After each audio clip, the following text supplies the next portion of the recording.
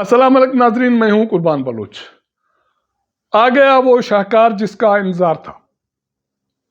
जब हम छोटे होते थे तो देहातों में मेले लगते थे या शहरों में कोई नई फिल्म आती थी तो ये ऐलान किया जाता था कि नया शाहकार आ गया जिसका आपको इंतजार था।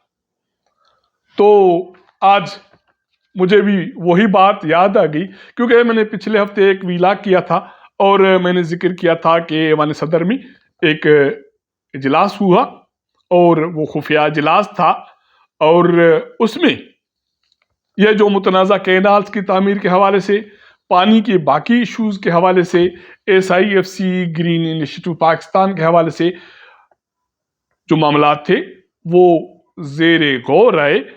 जब मैंने ये जिक्र किया तो वीलाग ये जब दोस्तों के पास पहुंचा, अवाम के पास पहुंचा, तो फरमाश ये आने लगी कि ये जो दस्तावेज हैं वो उनको फराहम किए जाए।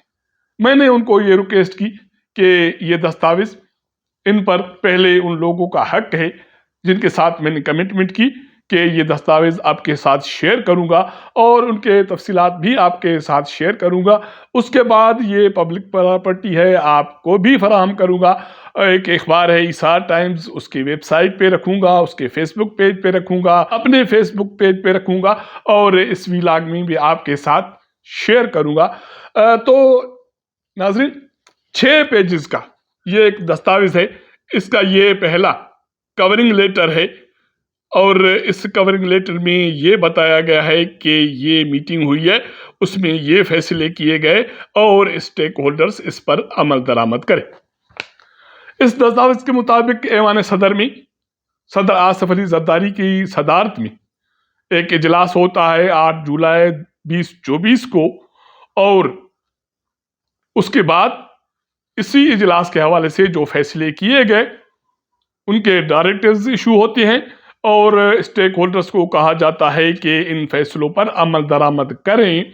और ये कवरिंग लेटर सीमी ए खान, डायरेक्टर R&E ने जारी किया है और इसके नीचे उन स्टेक होल्डर्स के नाम हैं जिनको ये दस्तावेज भेज दिए गए, लेकिन मैंने उसका आधा हिस्सा काट दिया है क्योंकि उसमें एक डायरी नंबर भी होते हैं और जिन इदारों को भेजा गया है उनके टिक मार्क भी होते हैं।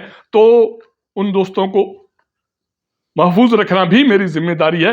तो ये खुफिया दस्तावेज हैं और अब आते हैं इन की मिनट्स पर कि इस इजलास में जो फैसले किए गए उसके मिनट्स में क्या कहा गया है। ये आप देख सकते हैं, ये पेज नंबर 1 है इजलास के मिनट्स और नीचे लिखा हुआ है कि इंतहाई खुफिया, रिस्ट्रिक्टेड। ठीक है, अब इस इजलास में brief of the president of Pakistan at president secretariat Islamabad on 8 July 2024, general President Asif Ali Zardari chaired a meeting on Green Pakistan Initiative at Aiwan Sadr on 8 July 2024. The President was briefed on the importance of water and food security, implementation of a telemetry system for Pakistan irrigation networks, restructuring of IRSA policy, and development of strategic canals following major कोऑर्डिनल were discussed. नीचे decisions हैं और उसके साथ action by है। अब decision क्या है? Gist of brief strategic canals, president was briefed on the importance of 6 strategic canals with requirement of construction of all canals as follows: Sindh Thar canal, Rainee canal, Punjab Cholistan canal, greater Thal canal, Balochistan Kachhi canal, KP के Chashma right bank canal. और तो ये हो गए और उसके साथ जो एक्शन है उसमें ये कहा गया है कि government of Pakistan, government of Sindh, government of Punjab, government of Balochistan and KPK। अब आगे आते हैं इसमें एक और पैरा है जो अहम है, जिसके हवाले से मैं आपको जरूर बताना चाहता हूं।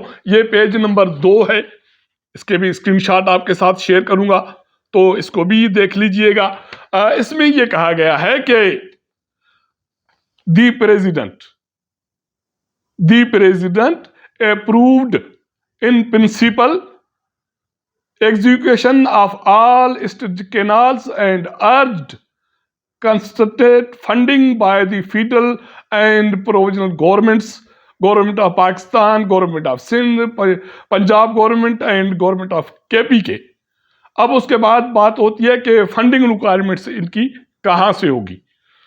तो president highlighted to explore all of the following funding options for development strategic canals as a national priority।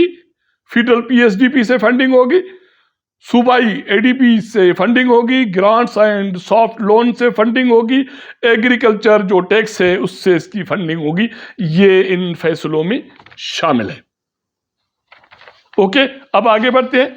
ये पेज नंबर 3 है, उसमें कच्छी कैनाल का जिक्र है, उसके बाद पानी महफूज करने के हवाले से फैसले हैं, और उसके साथ साथ प्रेसिडेंट का साइट विजिट का जिक्र है, और उसके साथ साथ आखिरी पैरा में मुल्क के मुख्तलिफ 27 जो पानी फ्लोज हैं उन पर टेलीमेट्री सिस्टम नस्ब करने का फैसला भी इसी मीटिंग का हिस्सा है, और उसमें भी यही मीटिंग की गई, और उसके हवाले से फैसला किया गया कि मुल्क के 27 स्पॉट्स पर टेलीमेट्री सिस्टम लगाया जाएगा।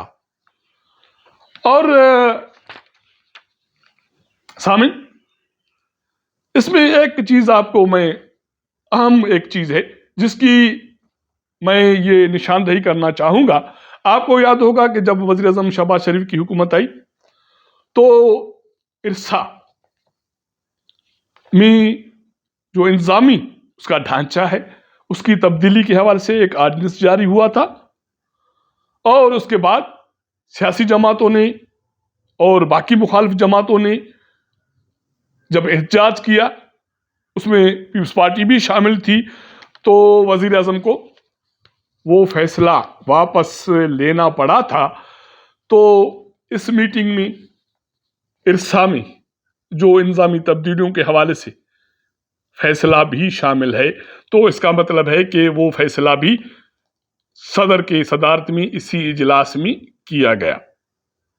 इसमें इरसा के हवाले से जो फैसला किया गया उसमें यह कहा गया है कि president was apprised on the necessity of amendments in existing IRSA act. He approved the proposed amendments and reiterated his all-out support in approval of the act from the parliament for the enactment as a law and the earliest। उसके बाद दूसरा para है, appointment of chairman IRSA was also discussed and president emphasized employment of honest, impartial and well-reputed person, preferably from lower riparian province after enactment of the law। These minutes are being circulated for a timely action by all stakeholders regularly। Feedback, progress update will be provided on a respect responsibilities of all concerns। ये चौथा page है minutes का, और 5वां page ये आखिरी page है, ये नेक्स्चर है, ये इस मिनट्स का हिस्सा है, जिसमें इस इजलास में जो लोग पार्टिसिपेंट्स हुए हैं उनका जिक्र किया गया है। List of attendants, government official Asif Ali Zardari president of Pakistan, B Syed Mohsin Naqvi interior minister of Pakistan, green Pakistan initiative के जो सरबराह हैं वो उसमें शामिल हुए, और बाकी जो इंजीनियरिंग डिवीज़न के लोग हैं और मुंसलिका इदारों के लोग, इसमें शरीक हुए, उसके नाम राज़मी रखे गए। और न सिर्फ इस मीटिंग में उनके नाम तो दे दिए गए थे, लेकिन जिस दोस्त ने मुझे ये दस्तावेज फराहम किया उसके साथ मैंने कमेंट्स की थी, उन्होंने एक कमेंट्स में ली थी कि नाम राज़मी रखे जाएंगे। तो ये सामीन एक 6 सफ़े का दस्तावेज है।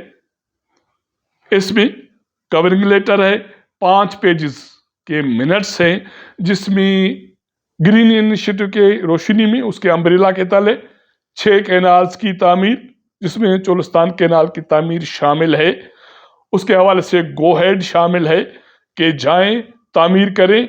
उसकी फंडिंग के हवाले से सारे जो इनिशिएटिव हैं उस पे सदर के अहकामात शामिल हैं कि पीएसडीपी से सूबाई जो पब्लिक सेक्टर या डेवलपमेंट प्रोजेक्ट्स हैं या फंड है उससे और बाकी सॉफ्ट लोन से इसकी फंडिंग की जाए और इन मंसूबों पर अमल दरामद किया जाए।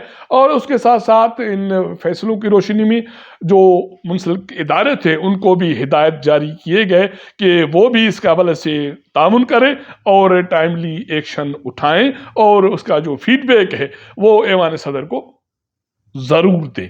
और उसके अलावा अगर आपको याद होगा कि वो खबर भी हमने मंजर पे हम लाए थे कि इरसा में उसका जो इंतजामी ढांचा है उसको तब्दील करने की कोशिश की जा रही है।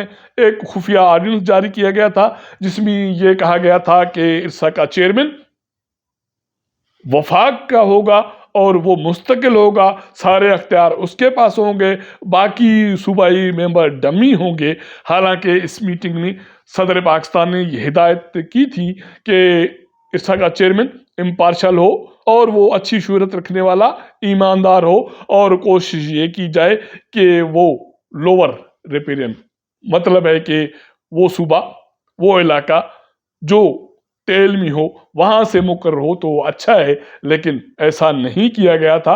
और वजीर आजम ने जब इरसा का चेयरमैन तब्दील किया था और नया चेयरमैन मुकर किया था तो सूबों से एहतजाज हुआ था और सियासी जमातें बशमूल पाकिस्तान पीपल्स पार्टी एहतजाज और मैदान में आ गई थी और वजीर आजम को वो फैसला वापस लेना पड़ा।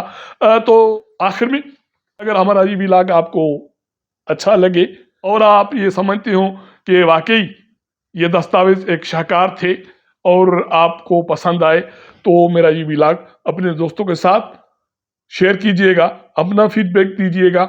आपके साथ मुलाकात करेंगे अगले प्रोग्राम में, तब तक इजाज़त दीजिएगा। अल्लाह हाफिज़।